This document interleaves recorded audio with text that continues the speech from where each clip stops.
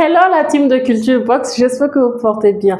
Aujourd'hui, comme d'habitude d'ailleurs, on a l'immense honneur et le privilège de recevoir une personne que vous attendez beaucoup. Vous vous demandez, mais où est-ce qu'il est? Où est-ce qu'il est? On l'a déniché pour vous. On a ici, pour vous, Will Be Black.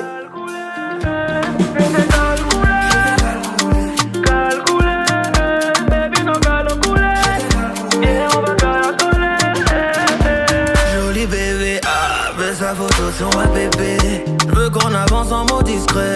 Mes sentiments sont plus secrets. Nanana, calculette, bien visé. Everyday dans ma tête, chocolate pour un date. Si t'es d'accord, viens je t'emmène. Bonjour. Salut. J'espère que vous allez bien et tout. Ouais, ça va super bien. Déjà merci parce que avec votre planning chargé, c'était pas aussi évident. Ouais, pas de soucis. Vous avez accepté de déjà venir, c'est franchement merci beaucoup. Non, pas de quoi. Voilà, on va essayer de commencer et je vais essayer de vous expliquer un peu le concept de l'émission. Ok. Le concept de l'émission, c'est essayer de rentrer dans la vie de l'artiste, professionnellement bien sûr, de son passé, son actualité, ses projets. Voilà. Et puis ici, on est un peu bavard, on est un peu joueur. Ok. Il y aura des défis à relever. J'espère que vous allez pouvoir relever ces différents défis. On va s'y atteler. D'accord. Est-ce qu'on peut commencer? Ouais, pas de soucis. D'accord. Will Be Black n'a pas commencé en solo. Oui. On veut bien comprendre comment est-ce que ça a commencé, comment ça a débuté, l'inspiration. Ah, ok. Qu'est-ce que le groupe devient? Bon, moi, j'ai commencé avec, on va dire, la danse. D'accord. Voilà, l'expression scénique. C'était le temps des battle dance et tout ça. Donc, on avait un groupe d'amis, un ami avec lequel on a fréquenté ensemble. Après, on a rencontré un autre. Derrière lui, il était camerounais. Celui avec qui je traînais le plus, c'était un Burkinabé, Akilas. D'accord. Donc, on a formé un groupe de 3 personnes, plus mon voisin qui était plus petit. En se suivant, on dansait ensemble. Et à force de danser, moi, j'étais celui qui était chargé la plupart du temps de faire avant, on disait les pots pourris. C'est-à-dire, on prenait plusieurs morceaux, on les découpait et tout. Et souvent, je mettais ma voix dans le pot pourri pour donner un aspect de scénario. Okay. Et à force de mettre ma voix, je sais pas, j'ai pris goût à entendre ma voix sur les instrumentaux et tout ça. Et je pense que c'est de là que ça a commencé. Moi, j'avais un cousin qui rappait, donc je pense que ça m'a contaminé. J'ai commencé aussi à m'enregistrer.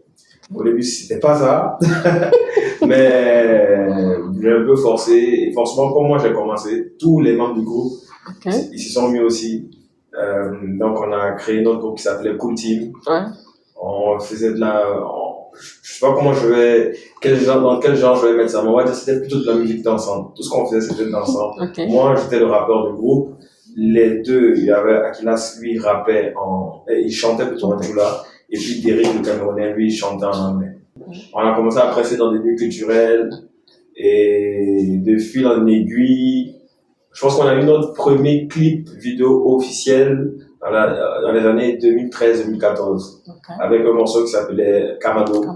Voilà. Okay. Et l'année qui a suivi, on a rebeloté, on a fait Kamado Fever, mais cette fois, je n'ai pas posé dans le morceau. C'était les 2 éléments qui ont posé, parce que moi, j'avais eu la proposition de Essie de me produire. Les autres m'ont dit, vas-y avec lui, quand ça va marcher, tu vas tirer le groupe. Mais ils m'ont invité. Dans le clip vidéo, on a fait le clip ensemble. Mais ce clip-là, lui, il a plus tourné. Les gens ont plus remarqué. Il a même été nominé au Koundé, je pense, en 2014. Et voilà. Et juste après, bon, il n'y a pas eu de promotion, il n'y a pas eu vraiment de retour financier. Donc les 2 autres, finalement, ils ont dit qu'ils vont laisser tomber. C'est tellement bien dit qu'on peut pouvoir placer un mot dessus. Mais cependant, on t'a le plus connu avec Malika. Oui. Le featuring était vraiment top. Jusqu'à présent, c'est déjà dansant. C'est vrai. C'est parce que vous connaissez bien avant que ça a été vraiment fluide comme ça de travailler ou bien qu'est-ce que je sais pas. Parce que franchement, c'était top. Merci beaucoup. Ok. Attends, c'est vrai que quand je disais avec la danse, Malik aussi dansait. Ok. Moi, je faisais le lycée Philippe Zenda Kaboré.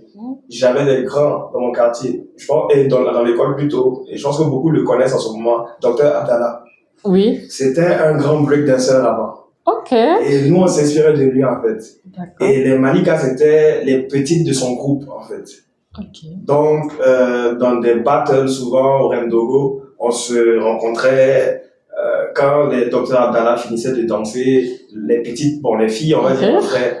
Et voilà, on se connaissait comme ça. C'est pas qu'on se suivait, mais on se connaissait, puisque c'était le monde de la danse et tout.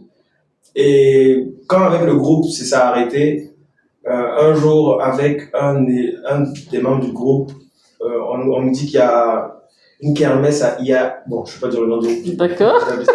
mais une kermesse dans une école. On m'invite à venir prester avec mon élément. On arrive, on preste, et c'est Malika qui était chargée de la communication et tout ça. Et elle me dit, ah, c'est super, j'ai aimé ce que tu fais, j'ai vu un peu ce que vous faites, les clips vidéo et tout. Moi, je suis en train de faire un album. Okay. Ça te dirait de venir, voilà, assister et tout, parce que j'ai vu qu'avec ton groupe, ben c'est fini, tu es en solo maintenant. Je me dis, y a pas de souci. Je l'accompagne au studio, je rencontre l'arrangeur qui lui dit que lui, il aime tout ce que moi je fais, lui il veut me produire. Donald Saint-Poré. Donc c'est de fil en aiguille comme ça, Donald Saint-Poré devient mon producteur. Et comme j'avais pas encore un morceau que j'avais lancé, Malika me dit, bon, moi je suis en train de terminer mon album, il reste un morceau, j'ai fait un featuring avec, elle a fait un featuring avec Smarty, avec Greg, et il restait un featuring. Elle a dit, bon, moi j'aime ce que tu fais, pourquoi on fait pas un truc ensemble?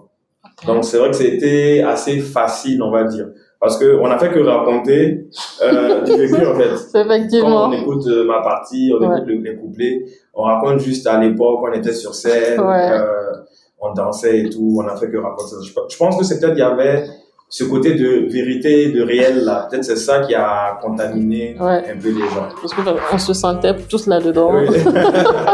Donc forcément jusqu'à présent, lorsqu'on attend, forcément on arrive à danser, on fredonne toujours là-dessus. C'est vrai. Il arrive comme ça des jours où l'on jette un regard sur notre parcours. Incapable de faire l'aller-retour, de mes souvenirs, je fais une mise à jour. Obligé de passer mon tour, je lance un clin d'œil à ce collectif. À ceux qui dansent toujours par amour, je n'ai qu'un seul mot, je vous kiffe. Ça me rappelle à l'époque où on se cachait pour danser. On n'avait pas de problème sans savoir avec qui tu allais danser. Le raga, le reggae, le R&B et tout ça là on a dansé. Aujourd'hui quand tu nous vois en train de danser, d'accord. On te connaît aussi dans le milieu du montage. Oui. Dans le cinéma et tout. Ouais. C'est quoi cette passion?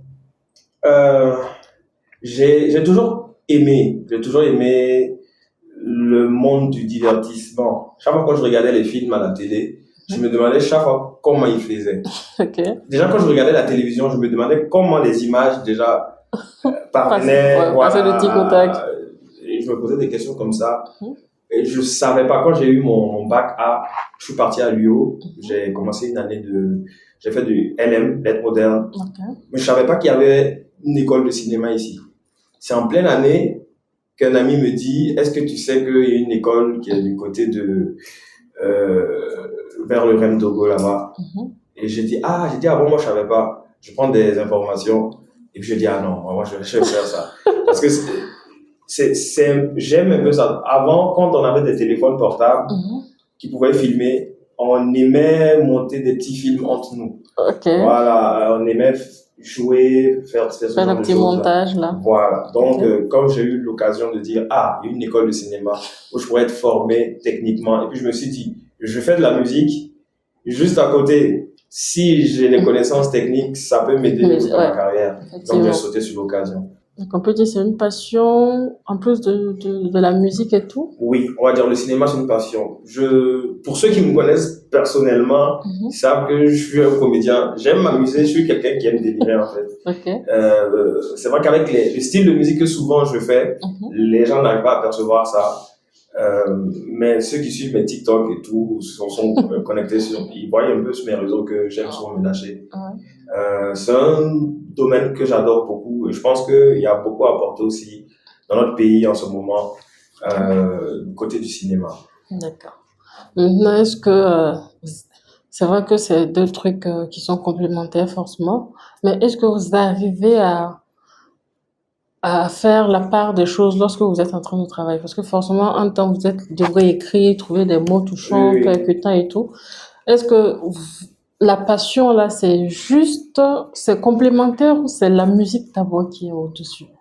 On va dire que euh, la musique a pris le dessus D'accord. parce que si tu es un monteur, tu dois travailler sur un film, c'est pas une semaine, 2 semaines. Tu vas passer énormément de temps avec le réalisateur. Tu dois rentrer dans son esprit, tu dois rentrer dans le scénario, tu dois bien comprendre pour vraiment donner le meilleur de toi-même pour que le film soit vraiment voilà, super. Oui. Alors que en tant que musicien, si je dois me concentrer sur comment je vais trouver tel thème, comment je vais le développer, pourquoi ce thème n'est pas cet autre thème-là. Et une fois que j'ai le thème, le chanter, trouver la mélodie, partir au studio, l'enregistrer. Dès qu'il finit d'être enregistré, avoir une stratégie de com, d'abord le clip vidéo, la stratégie de com, la promotion. Donc, j'avoue qu'à certains moments, je me suis pas vraiment lancé côté monteur. C'est vrai que quand je finissais mon année, ma 3e année, il y a eu le FESPACO, je pense qu'à cette année-là, et j'ai eu le 3e prix du meilleur film d'école. Ok. Voilà. C'est moi, j'ai monté un film, il a eu le 3e prix. Oui. C'est le seul trophée, on va dire, que j'ai. La plupart du temps, quand je pars voir un réal, j'ai déjà à peu près ce que je veux. Ouais. Voilà. Et je pense que le clip de Ken Taoré, je savais à peu près comment je voulais que le clip soit. Même le feat avec Malika Lamazone, quand on s'est assis avec Graphic Architect à l'époque, l'idée des petits enfants et tout ça, je pense c'était collégial où j'ai donné des idées aussi. Je pense que souvent j'ai des idées, je pense que ça m'aide beaucoup d'avoir fait le montage. Tu t'identifies en tant que black. Yeah. Raconte-moi un peu cette histoire. Pourquoi cette détermination de dire ouais, je suis black, will be black, will be black. Pourquoi insister sur le black? Bon, d'abord, il faut dire qu'avant, c'était pas Willy Black, c'était Willy Baby. Quand je dis ça, les gens se marrent, mais moi, c'est-à-dire, je sais pas comment je vais donner, comment moi, mes influences. Moi, j'ai commencé à écouter de la musique slow parce que le papa écoutait beaucoup de musique slow. Et par la suite, j'ai découvert le R&B avec les Singila et j'en passe, Usher et tout ça. Et après, je suis rentré dans le hip-hop, dans le rap pur. Donc, toute cette culture-là, le côté, par rapport au nom, le Willy Baby, il est venu un peu des chanteurs R&B. À l'époque, il y en avait qui avaient le pseudo Baby et tout. Et je pense que même côté aussi rap, avec Lil Weezy, Lil Wayne, et tout. Donc, il y a un jeune artiste togolais qui a pris le pseudo aussi de Willy Baby. Et puis bon, j'ai vu que c'était bizarre parce que tous les Togolais m'écrivaient à cette époque-là en pensant que c'était moi. Donc j'ai dû changer de nom. Et cette fois, j'ai dit, le nom que je vais prendre là, il faut qu'il ait un symbole, il faut qu'il signifie quelque chose, et parce que je vais le garder longtemps. Donc je suis allé je voulais qu'il ait 2 sens. Le premier sens, c'est Will Be Black. Moi, à l'état civil, c'est Wilfried. Tiono Bangba Wilfried. Le Wilfried, c'est le Will. Le B, Bangba, c'est le prénom de mon papa. Je le porte aussi. Et le Black, c'est par rapport à... J'aime beaucoup la lutte des Noirs. Très jeune, j'ai vu des films où je me rappelle quand je suivais Racine pour la première fois, l'histoire de Kunta Kinte. J'ai vraiment été ému, j'ai vraiment aimé. Donc, c'est des thématiques qui m'ont beaucoup touché. Même quand j'écoutais le rap, j'aimais beaucoup le rap engagé. Les Kerry James, ici au Burkina, les Hélène. Voilà, j'aimais beaucoup le rap engagé. Donc, je me suis dit, prendre Black, c'est peut-être aussi dire que je suis fier de ma couleur de peau. Peut-être ça peut passer un message positif à tous ces petits-là qui sont noirs et puis qui sont persécutés dans le monde et tout. Et en même temps, Will Be Black en anglais, ça veut dire est-ce que je serai noir? Donc, c'est le double sens. C'est pour dire, est-ce que je vais garder les valeurs africaines? Est-ce que c'est comme une perpétuelle question que je me pose pour chaque fois moi-même me rappeler que je suis noir, je suis africain. Et que surtout, tu es fier de l'être. Oui, surtout. Ok, d'accord. Donc, je pense que tout a été clair et tout. Mais la partie Will Be Baby, là, nous, on veut connaître l'inspiration de pourquoi Will Be Baby. Non, moi, je suis un peu fou, en fait. À l'époque, je m'appelais même Willy Danger. Donc, doucement, on va faire tourner tous les prénoms ici. Willy Danger à cause de la danse. D'accord. Et un jour, le papa me dit, non, moi, j'aime pas ce nom-là, ça fait braqueur. Donc, je prends Baby. C'est dire, je prends le contraire. Donc, voilà, on va dire c'est juste comme ça. C'est des chai, comme on aime dire, quoi. Quand on est jeune, on essaie de trouver quelque chose qui te rend cool, qui te rend fun. D'accord. On va dire c'était les mots de l'époque. À l'époque, quand tu disais baby, quand tu disais, ouais, bon, ça prenait, quoi. Aujourd'hui, c'est has-been, mais bon. D'accord, pas de souci. Donc, on va prendre de Willy Danger, Willy Baby, Willy Black. Voilà. On reste sur le black. C'est le black. On bouge plus. Non, on reste sur le black. D'accord. On veut bien connaître l'actualité de Willy Black. On va dire ces dernières années-là, j'ai pas été beaucoup productif. Ouais. Il y a une raison. Oui. On va dire que quand j'ai arrêté ma collaboration avec mon producteur dans les années 2018-2019, j'ai fait une année où j'ai rien fait. J'ai pas fait de musique. J'étais plutôt sur le montage avec mon ami dont je parlais, Emega Victor. On travaille sur des publicités, sur ce genre de choses-là. Et après, il y a des amis qui m'ont dit, non, tu peux pas arrêter comme ça, il faut que tu reviennes et tout. Donc, on s'est préparé. Quand je revenais, le coronavirus est venu aussi. Donc, ça a bloqué un peu beaucoup de choses. Donc, je pense que j'ai commencé un peu timidement avec, on a sorti un morceau sur le corona. Juste après, on a sorti un morceau qui s'appelait Timbo. Parce qu'on se rappelait qu'à l'époque, les gens avaient beaucoup aimé Ken Toré. Donc, on a voulu revenir avec un morceau un peu typique. Et juste après, on est allé un peu dans tous les sens. Parce que je voulais m'exprimer à cette époque-là. Je voulais voir si j'étais toujours capable de produire, de faire ce que j'ai envie de faire. Alors, on a sorti un peu de chansons. Et je pense que c'est quand 100% Burkinabé est sorti que là, on avait quelque chose, en fait. Là, on s'est dit que, Calculate, pourquoi tu l'as sorti, on s'est dit, pourquoi pas? Voilà, pourquoi pas. Donc, on a fait 100% Burkinabé, Calculate plutôt. Calculate est sorti, il y a eu une petite polémique sur la chanson. Donc, on en parle ou bien? Bon, oui, moi, je sais pas si moi, j'en parle tranquillement. Les gens pensaient que c'était un morceau typique du Burkina Faso. Alors que c'était...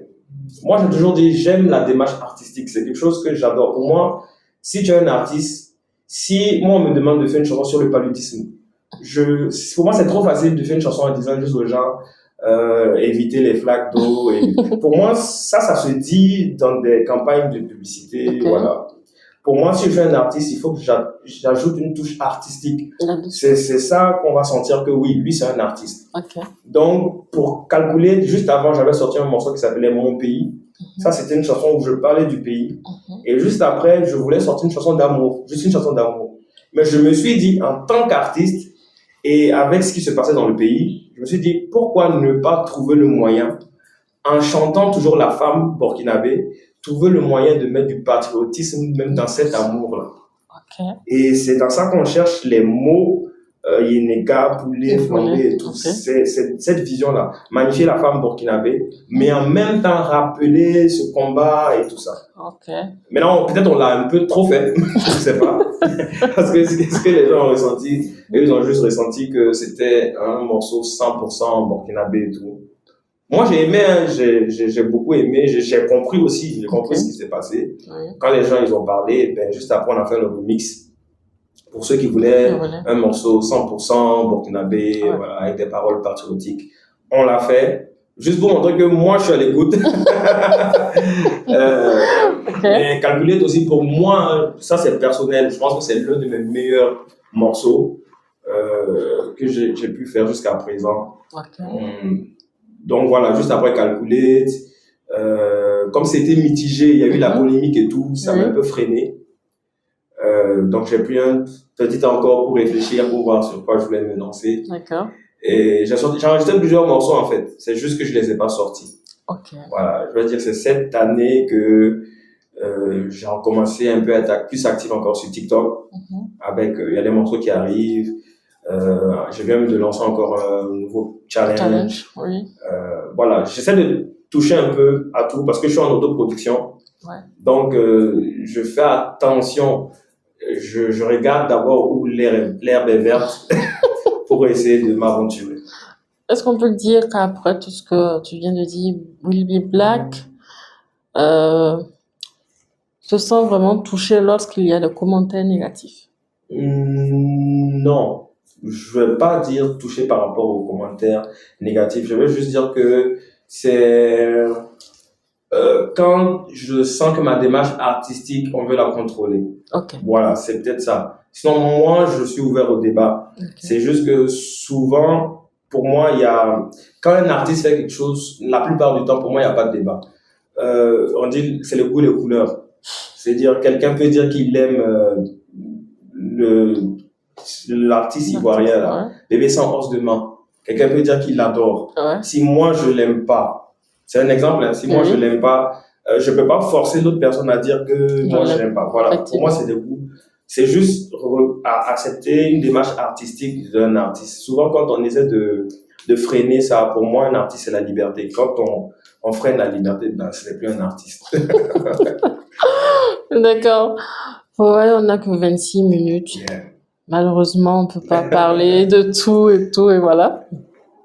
Cependant, on espère que tu seras encore ouvert lorsqu'on aura besoin de toi. Il n'y a pas de souci. Parce que sincèrement, 26 minutes, c'est très peu. Donc, du coup, on va essayer de partir vers les défis de l'émission. D'accord. Je perds mes mots. Le défi de l'émission. Déjà, comme tu es un artiste plein, donc du coup, je vais te donner la latitude de t'exprimer sur comment est-ce que tu as ressenti l'émission. J'ai beaucoup aimé. Non, c'est trop facile en speech. Non, c'est vrai. Non, d'accord. J'arrête de me lever. Ok. Quand je dis j'ai beaucoup aimé parce que on se tape la discute en fait. D'accord. La plupart du temps, c'est plus des questions ta, tu réponds là, ta. Ok. Le fait de discuter, ça permet de sortir beaucoup plus de choses et ça permet de mettre l'invité plus à l'aise parce qu'il n'a pas l'impression, c'est pas comme un interrogatoire. Donc, franchement, c'est super. Je vous encourage à faire plus d'interviews et que le média il prenne encore plus d'ampleur. Merci beaucoup. Mais là, c'était pas le défi. Ok. Le défi, c'est de le faire en rappant.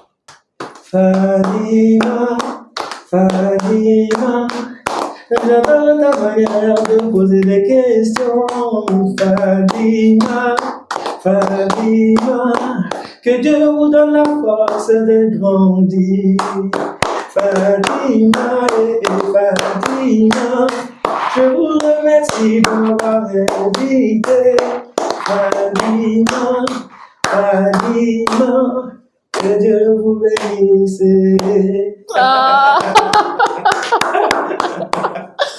Je me suis débrouillé. Non, c'est top. Je me demande si on va prendre ça comme générique. Franchement, merci beaucoup. Non, pas de quoi. Maintenant, il y a un autre défi de l'invité précédent qui était Albatros. Un chasseur sachant chasser sans son chien de chasse est un bon chasseur.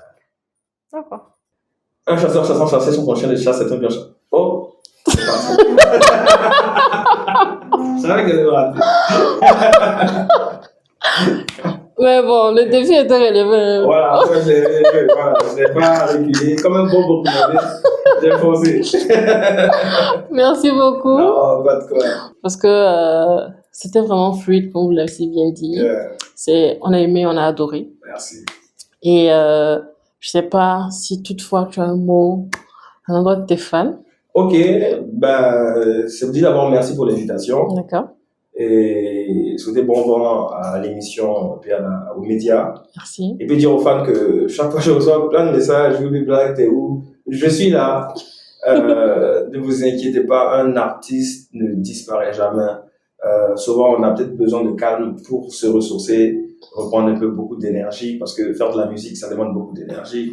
Mais sachez que je reviendrai avec de bonnes choses, de bonnes surprises pour vous. Je vous adore.